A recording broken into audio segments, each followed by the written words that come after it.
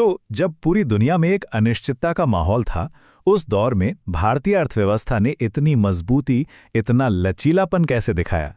आज हम इसी सवाल का जवाब ढूंढेंगे और हमारा आधार होगा आर्थिक सर्वेक्षण 2025-26। हम इसमें मौद्रिक प्रबंधन, बैंकिंग सेक्टर की मजबूती और कैपिटल मार्केट में जो बड़े बदलाव हुए हैं उन्हें गहराई से समझेंगे। और हाँ, ये सब कुछ बिल्कुल यूपीएससी प्रीलिम्स और मेंस के नजरिए से होगा। तो इस पूरे विश्लेषण में हम इन 6 खास हिस्सों पर फोकस करेंगे। शुरुआत करेंगे ग्लोबल कॉन्टेक्स्ट से, फिर देखेंगे कि आरबीआई ने मॉनेटरी पॉलिसी को कैसे मैनेज किया।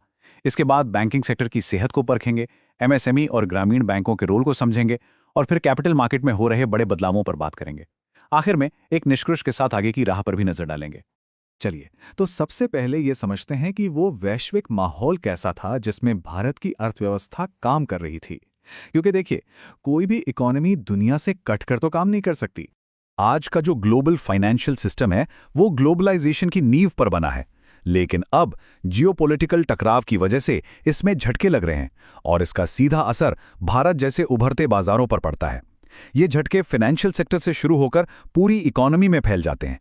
तो ये जो अनिश्चितता है, ये 3 मेन रास्तों से इकोनॉमी पर असर डालती है। सबसे पहले तो कंपनियां सोचती हैं कि भाई अभी रुक जाते हैं, बाद में देखेंगे, और अपना इन्वेस्टमेंट टाल देती हैं। दूसरा, लोन लेना महंगा हो जाता है, और तीसरा, मार्केट में अचानक से एक बड़ी गिरावट का डर बढ़ जाता है। अब आप सोचिए, इन सब वजहों से भारत जैसे उभरते बाजारों के लिए सही पॉलिसी बनाना कितना मुश्किल हो जाता है। अच्छा, अब ये स्लाइड देखिए, ये बहुत दिलचस्प है। ये दिखाती है कि 2025 में जब अनिश्चितता चरम पर थी तो बाजार ने कैसे रिएक्ट किया। साफ दिख रहा है कि निवेशक घबराकर सोने जैसे सुरक्षित विकल्पों की तरफ भागे थे। तो सवाल ये उठता है कि जब पूरी दुनिया में इतनी उथल-पुथल थी, तो भारत एक बड़ी फाइनेंशियल अस्थिरता से कैसे बच गया? यही इस सेक्शन का सबसे अहम सवाल है, और इसका जवाब भारत की अपनी खास पॉलिसी और स्ट्रक्चरल मजबूती में छिपा है। ये वो कुछ अहम कारण हैं जिन्होंने भारतीय अर्थव्यवस्था को एक शील्ड की तरह बचाया। आरबीआई ने बहुत सोच समझकर मॉनेटरी पॉलिसी पर काम किया, जैसे समय पर ब्याज दरें घटाईं। साथ ही हमारे फाइनेंशियल सिस्टम में जो स्ट्रक्चरल मजबूती आई थी और रेगुलेटर्स ने जो फुर्ती दिखाई, उसने भी वित्तीय स्थिरता बनाए रखने में बहुत मदद की। तो आरबीआई ने इन वैश्विक चुनौतियों से निपटने के लिए आखिर किया क्या? चलिए, अब जरा आरबीआई की मॉनेटरी पॉलिसी मैनेजमेंट की स्ट्रैटेजी को डिटेल में देखते हैं। आरबीआई का पहला और सबसे बड़ा कदम था पॉलिसी रेपो रेट में 100 बेसिस पॉइंट्स यानी पूरे 1% की कटौती करना। इसका सीधा मकसद था सिस्टम में पैसों की लागत को कम करना, ताकि लोन ज्यादा से ज्यादा बटे और इकोनॉमी को रफ्तार मिले। सिर्फ इतना ही नहीं, इसके साथ साथ कैश रिजर्व रेशियो यानी सीआरआर को घटाकर बैंकिंग सिस्टम में 2.5 लाख करोड़ रुपए की लिक्विडिटी डाली गई। देखिए, सीआरआर वो पैसा होता है जो बैंकों को आरबीआई के पास रखना ही पड़ता है। तो जब इसमें कमी की गई तो बैंकों के पास लोन देने के लिए और पैसा आ गया। और इन दोनों कदमों का असर क्या हुआ, ये स्लाइड उस नतीजे को बहुत अच्छे से दिखाती है।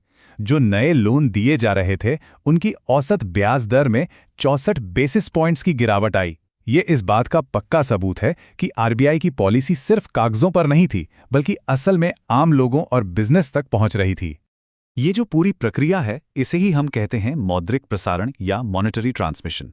ये वो मैकेनिज्म है जिससे सेंट्रल बैंक के रेपो रेट जैसे फैसले बैंकिंग सिस्टम से होते हुए आम लोगों के लोन, कंपनियों के इन्वेस्टमेंट और आखिर में महंगाई और देश की ग्रोथ पर असर डालते हैं।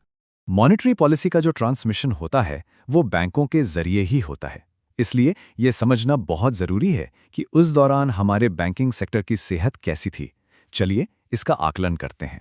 अब देखिए, किसी भी बैंकिंग सिस्टम की सेहत का सबसे बड़ा इंडिकेटर होता है उसका जीएनपीए रेशियो यानी ग्रॉस नॉन परफॉर्मिंग एसेट्स। सीधे शब्दों में कहें तो ये उन लोन्स का हिस्सा है जो वापस नहीं आ रहे हैं। और आपको जानकर हैरानी होगी कि इंडस्ट्रियल सेक्टर के लिए ये रेशियो गिर के 1.9% पर आ गया, जो कि कई दशकों में सबसे निचला स्तर है। ये अपने आप में एसेट क्वालिटी में एक बहुत बड़े सुधार का संकेत है। इस सुधार को और मजबूती देता है 17.2% का CAR यानी capital to risk weighted asset ratio. आसान भाषा में समझें तो ये बैंकों की अपनी पूंजी से नुकसान झेलने की क्षमता को दिखाता है। 17.2% का ये लेवल बताता है कि हमारे बैंक इंटरनेशनल स्टैंडर्ड्स के मुकाबले भी काफी मजबूत और सुरक्षित हैं। लेकिन तस्वीर में एक और पहलू भी है। ये चार्ट हमें सेक्टर वाइज एनपीए की हालत दिखाता है। ये तो साफ है कि इंडस्ट्री और सर्विस सेक्टर में बहुत सुधार हुआ है, पर एग्रीकल्चर सेक्टर, जहां एनपीए 6.0% है, वो अभी भी एक चिंता का विषय बना हुआ है। और यहीं से मेंस के लिए एक बहुत ज़रूरी सवाल उठता है कि भारतीय बैंकिंग सेक्टर में जो ये सुधार दिख रहा है, क्या ये स्ट्रक्चरल है, मतलब परमानेंट है, या फिर ये बस एक साइक्लिकल उछाल है जो आता जाता रहता है। वैसे बेहतर रिकवरी रेट और क्रेडिट डिसिप्लिन जैसे सबूत एक स्ट्रक्चरल सुधार की तरफ ही इशारा करते हैं। जब बैंकिंग सिस्टम मजबूत होता है तो उसका फायदा इकोनॉमी के सबसे ज़रूरी हिस्सों तक पहुंचना चाहिए। तो चलिए देखते हैं कि इस मजबूती का असर एमएसएमईज और ग्रामीण इलाकों तक लोन पहुंचाने में कैसे हुआ। एमएसएमई सेक्टर, जिसे हम अपनी इकोनॉमी की रीढ़ की हड्डी मानते हैं, उसे मिलने वाले लोन में करीब 22% की जबरदस्त बढ़ोतरी हुई। इसका एक बड़ा दिलचस्प कारण यह भी है कि जो बड़ी बड़ी कंपनियां हैं वो अब अपनी फंडिंग के लिए बॉन्ड मार्केट की तरफ जा रही हैं। इससे बैंकों के पास एमएसएमईज को लोन देने के लिए ज्यादा पैसा और मौके बच रहे हैं। अब बात करते हैं ग्रामीण भारत की। वहां तक लोन पहुंचाने के सिस्टम को बेहतर बनाने के लिए एक बहुत बड़ा कदम उठाया गया, रीजनल रूरल बैंक्स यानी आरआरबीज का एकीकरण। ये टाइमलाइन दिखाती है कि कैसे 196 अलग अलग छोटे छोटे आरआरबीज को एक साथ मिलाकर सिर्फ 28 बड़ी और मजबूत संस्थाओं में बदला गया। और इस मर्जर का नतीजा क्या रहा, ये स्लाइड उन शानदार परिणामों को दिखाती है। जीएनपीए 13 साल में सबसे कम, कैपिटल एडिक्वेसी अब तक के सबसे ऊंचे लेवल पर, और क्रेडिट टू डिपॉजिट रेशियो 35 साल में सबसे ज्यादा। ये साबित करता है कि बड़े और मजबूत बैंक ग्रामीण इलाकों में ज्यादा बेहतर तरीके से लोन पहुंचा सकते हैं। चलिए अब बैंकिंग सेक्टर से आगे बढ़ते हैं और भारत के कैपिटल मार्केट्स को देखते हैं। यहां भी लंबे समय से कुछ बड़े स्ट्रक्चरल बदलाव हो रहे हैं, जो इकोनॉमी के लिए पैसा जुटाने का एक और बहुत अहम जरिया है। इस बदलाव का सबसे बड़ा सबूत है रिटेल निवेशक, यानी आम निवेशक का उदय। 21 करोड़ से ज्यादा डीमैट अकाउंट्स, 12 करोड़ से ज्यादा यूनिक इन्वेस्टर्स, और सबसे बड़ी बात, लोगों की इक्विटी संपत्ति में 53 लाख करोड़ रुपए की बढ़ोतरी। ये सब एक ही ट्रेंड की तरफ इशारा करते हैं, जिसे कहते हैं फाइनेंशियलाइजेशन ऑफ सेविंग्स। तो ये फाइनेंशियलाइजेशन ऑफ सेविंग्स आखिर है क्या? देखिए, ये एक बुनियादी बदलाव है। जहां पहले परिवार अपनी बचत को बैंक डिपॉजिट्स, जमीन या सोने में लगाते थे, अब वो उसे इक्विटी और म्यूचुअल फंड जैसे फाइनेंशियल इंस्ट्रूमेंट्स में लगा रहे हैं। और ये बदलाव भारतीय अर्थव्यवस्था के लिए एक गेम चेंजर साबित हो रहा है। इसका सबसे बड़ा असर हमें कैपिटल फ्लो के स्ट्रक्चर पर देखने को मिलता है। पिछले 5 सालों में डोमेस्टिक इंस्टीट्यूशनल इन्वेस्टर्स DIIs का निवेश फॉरेन इंस्टीट्यूशनल इन्वेस्टर्स FIIs से कहीं ज्यादा रहा है। इसका मतलब यह है कि अब हमारी अपनी घरेलू बचत ही हमारे इक्विटी मार्केट को स्थिरता दे रही है, और हम विदेशी पैसों के आने जाने से होने वाली उठापटक से काफी हद तक बच रहे हैं। अब हम भारतीय वित्तीय प्रणाली के उस पक्ष पर चर्चा प्रारंभ करते हैं जो संरचनात्मक रूप से अभी भी विकसित हो रहा है, अर्थात कॉर्पोरेट बॉन्ड बाजार और पूंजी की लागत की व्यापक आर्थिक जड़ें।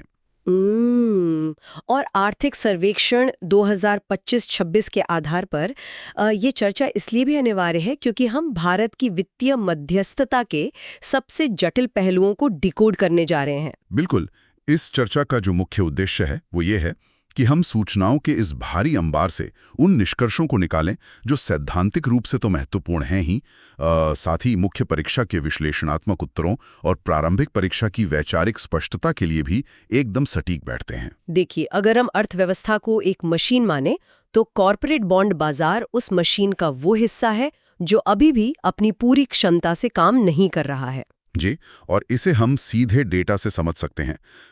भारत का कॉर्पोरेट बॉन्ड बाजार वर्तमान में जीडीपी का केवल 15 से 16% ही है, जो कि बहुत कम है। अगर आप इसकी तुलना विकसित देशों से करें, जैसे अमेरिका में ये जीडीपी का करीब 40% है, और चीन में भी ये 38% के आसपास है।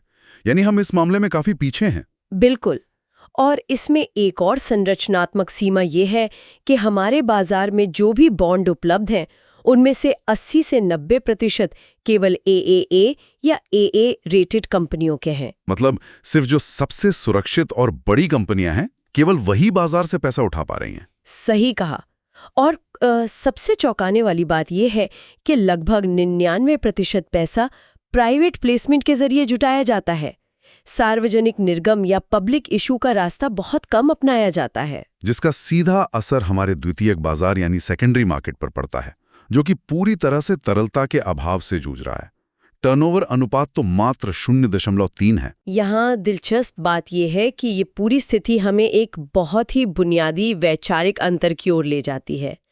भारत की वित्तीय प्रणाली ऐतिहासिक रूप से बैंक आधारित रही है, न कि बाजार आधारित। इसे थोड़ा और विस्तार से समझें तो जो प्रणाली बैंक आधारित होती है तो सारा का सारा बोझ व्यावसायिक बैंकों पर आ जाता है। और यहीं से बुनियादी ढांचे के दीर्घकालिक वित्त पोषण पर भारी दबाव पड़ना शुरू होता है। देखिए, बुनियादी ढांचे के प्रोजेक्ट्स को 20 या 25 साल के लिए पैसा चाहिए होता है, जबकि बैंकों के पास जो जमा राशि होती है वो आमतौर पर बहुत छोटी अवधि की होती है। बिल्कुल।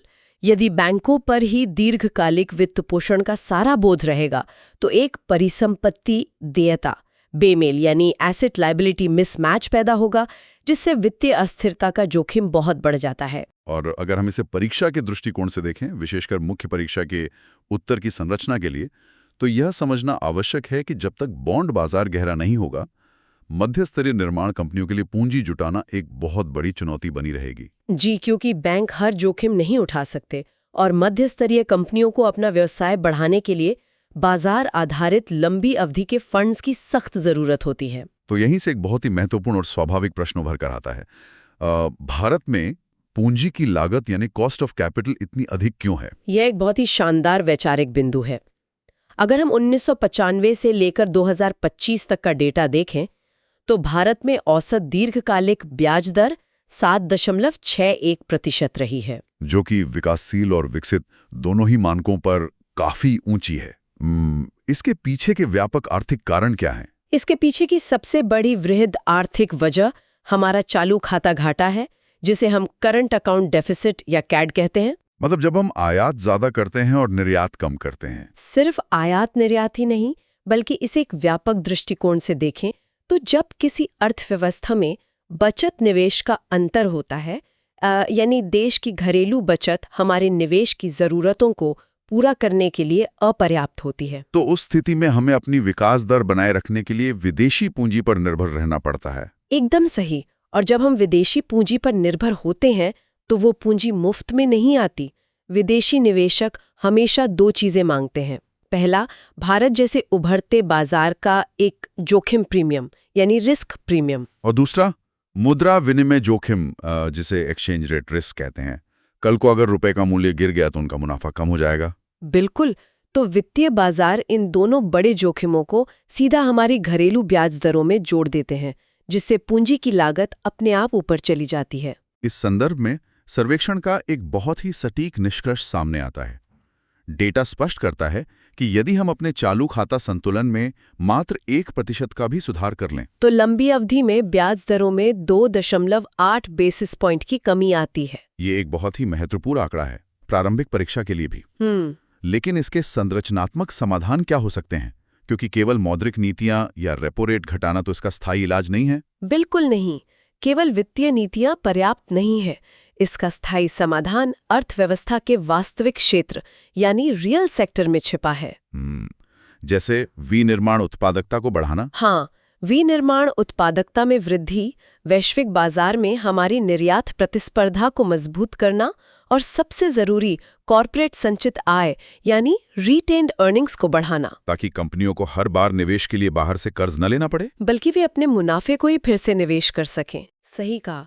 और मुख्य परीक्षा के लिए जब आप वे फॉरवर्ड या आगे की राह लिखते हैं तो पूंजी की लागत को कम करने के लिए इन्हीं संरचनात्मक समाधानों का उल्लेख एक उत्कृष्ट विश्लेषणात्मक दृष्टिकोण माना जाएगा। बहुत ही स्पष्ट विश्लेषण। अब हम अपनी चर्चा का रुख थोड़ा वित्तीय समावेशन और डिजिटल सार्वजनिक अवसंरचना की ओर करते हैं, जो कि पिछले 1 दशक में भारत की सबसे बड़ी सफलता की कहानियों में से एक रही है। बिल्कुल। आज हम यूपीआई, अकाउंट एग्रीगेटर और पीएम स्वनिधि जैसी योजनाओं के माध्यम से डिजिटल लेनदेन में जो अभूतपूर्व वृद्धि देख रहे हैं, वो केवल एक तकनीकी चमत्कार नहीं है, बल्कि वो एक बहुत बड़ा संरचनात्मक बदलाव है। जी। उदाहरण के लिए पीएम स्वनिधि योजना को ही लें। डेटा बताता है कि इसके लाभार्थियों की आय में 20% की वृद्धि हुई है और अब मुद्रा योजना में भी तरुण प्लस श्रेणी शुरू की गई है, जहां 20 लाख रुपए पक्का कर्ज दिया जा रहा है। यहाँ जो वैचारिक स्पष्टता हमें लानी चाहिए वो ये है कि ऐसा संभव कैसे हो पा रहा है। पहले एक छोटे व्यापारी को ऋण लेने के लिए भौतिक संपार्श्विक यानी फिजिकल कोलैटरल की आवश्यकता होती थी। जो कि उनके पास होता नहीं था। बिल्कुल। लेकिन आज उनका जो डिजिटल लेन देन का इतिहास है, ट्रांजैक्शन हिस्ट्री है, वो अब भौतिक संपार्श्विक का स्थान ले रहा है। और इसी से सूचना विषमता, जिसे हम इंफॉर्मेशन असिमेट्री कहते हैं, वो बैंकों और उधारकर्ताओं के बीच काफी हद तक कम हो गई है। सही कहा। अब डेटा आधारित ऋण मॉडल की बदौलत ऋण देना अधिक सुरक्षित और लक्षित हो गया है। लेकिन हमें इस सफलता के बीच एक चेतावनी को भी ध्यान में रखना होगा। आप सूक्ष्म वित्त यानी माइक्रो फाइनेंस क्षेत्र में बढ़ रहे तनाव की ओर इशारा कर रही हैं। जी, हाल के आंकड़े दर्शाते हैं कि सूक्ष्म वित्त क्षेत्र में एनपीए बढ़ा है और नए ऋण वितरण में लगभग 14% की भारी गिरावट आई है। ये एक चिंता का विषय, ये अचानक क्यों दिखाई दे रहा है? इसका सबसे बड़ा कारण अति ऋणग्रस्तता है, यानी ओवर इंडेप्टेडनेस। जब हम केवल ऋण वितरण के आकार को या स्केल को ही सफलता का पैमाना मान लेते हैं, तो ये समस्या उत्पन्न होती है। मतलब हम सिर्फ ये देखते हैं कि कितना ऋण बांटा गया, ये नहीं देखते कि ऋण लेने वाले की उसे चुकाने की क्षमता है या नहीं। बिल्कुल। और इसलिए इम्पैक्ट इन्वेस्टिंग या प्रभाव आधारित निवेश में अब केवल स्केल को पैमाना मानने के बजाय हमें कल्याण आधारित मापदंडों की ओर बढ़ना होगा। कल्याण आधारित मापदंड जैसे कि क्या उस ऋण से पारिवारिक बचत में कोई वृद्धि हुई या आर्थिक झटकों को सहने का लचीलापन बढ़ा? एकदम सही। मुख्य परीक्षा के दृष्टिकोण से यह तर्क बहुत ही प्रभावशाली है कि वित्तीय समावेशन का अंतिम लक्ष्य केवल खाता खोलना या ऋण देना नहीं, बल्कि परिवार का समग्र कल्याण होना चाहिए। बहुत ही गहराई से समझाया आपने। अब हम उन संस्थागत सुधारों की बात करते हैं जो इस पूरी व्यवस्था को एक सुरक्षा जाल प्रदान करते हैं। सबसे पहले इंसॉल्वेंसी एंड बैंक्रप्सी कोड यानी आईबीसी को लेते हैं। आईबीसी निस्संदेह भारत के कॉर्पोरेट इतिहास में एक गेम चेंजर रहा है। डेटा भी यही बताता है। आईबीसी के तहत वसूली दर सुधरकर 36.6% हो गई है, जो पुरानी व्यवस्थाओं की तुलना में काफी बेहतर है। सुधार हुआ है, लेकिन यहाँ एक बहुत ही चिंताजनक तथ्य भी मौजूद है। आईबीसी के तहत औसत समाधान समय की सीमा 330 दिन तय की गई थी। जी। लेकिन वास्तव में औसत समाधान समय 713 दिन लग रहा है और वर्तमान में एनसीएलटी में लगभग 30,600 मामले लंबित पड़े हैं। ये तो बहुत बड़ी देरी है और इसका सीधा असर उन संपत्तियों के मूल्य पर पड़ता होगा। बिल्कुल। इसे मूल्य ह्रास या वैल्यू इरोजन कहते हैं। जब एक दिवालिया कंपनी की समाधान प्रक्रिया में 2 साल से ज्यादा का समय लग जाए तो उसकी संपत्तियों की कीमत अपने आप आधी रह जाती है, जो कि अर्थव्यवस्था के लिए एक शुद्ध नुकसान है। संस्थागत सुधारों में अगला बड़ा क्षेत्र बीमा का है। हाल ही में सबका बीमा सबकी रक्षा अधिनियम 2025 चर्चा में रहा, जिसमें 100% एफडीआई की अनुमति दी गई है। हमारी मुख्य समस्या पूंजी की नहीं, बल्कि पहुंच की है। आप देखिए, हमारा बीमा प्रसार यानी इंश्योरेंस पेनिट्रेशन गिरकर 3.7% हो गया है। ऐसा क्यों हो रहा है? कोविड के बाद तो बीमा के प्रति जागरूकता बढ़नी चाहिए थी। जागरूकता बढ़ी है, लेकिन वितरण लागत यानी डिस्ट्रीब्यूशन कॉस्ट बहुत अधिक है। एजेंटों का कमीशन और प्रशासनिक खर्चे इतने ज्यादा हैं कि बीमा पॉलिसियां आम आदमी के लिए बहुत महंगी हो जाती हैं। यानी जब तक ये वितरण लागत कम नहीं होगी, तब तक सिर्फ एफडीआई लाने से बीमा प्रसार में कोई बड़ा जादुई बदलाव नहीं आएगा। एकदम सटीक निष्कर्ष। और पेंशन सुधारों की दिशा में भी हम बड़े कदम देख रहे हैं। एनपीएस यानी नेशनल पेंशन सिस्टम के तहत कुल संपत्तियां या एयूएम 16.1 लाख करोड़ के पार जा चुकी हैं। इसके साथ ही यूपीएस, जिसमें न्यूनतम पेंशन की गारंटी दी गई है, एक बड़ा नीतिगत कदम है। और अब तो ई श्रमिक मॉडल के जरिए असंगठित क्षेत्र और गिग वर्कर्स को भी कवरेज देने की कोशिश की जा रही है। इन पेंशन सुधारों का वित्तीय स्थिरता के लिए बहुत गहरा संरचनात्मक प्रभाव है। जब असंगठित क्षेत्र के पास एक सुरक्षित पेंशन होगी, तो वे भविष्य के प्रति कम असुरक्षित महसूस करेंगे और अर्थव्यवस्था को बुनियादी ढांचे में निवेश करने के लिए लंबी अवधि की घरेलू पूंजी का एक बहुत बड़ा और स्थायी स्रोत मिलेगा। ये एक बहुत ही दूरदर्शी कदम है।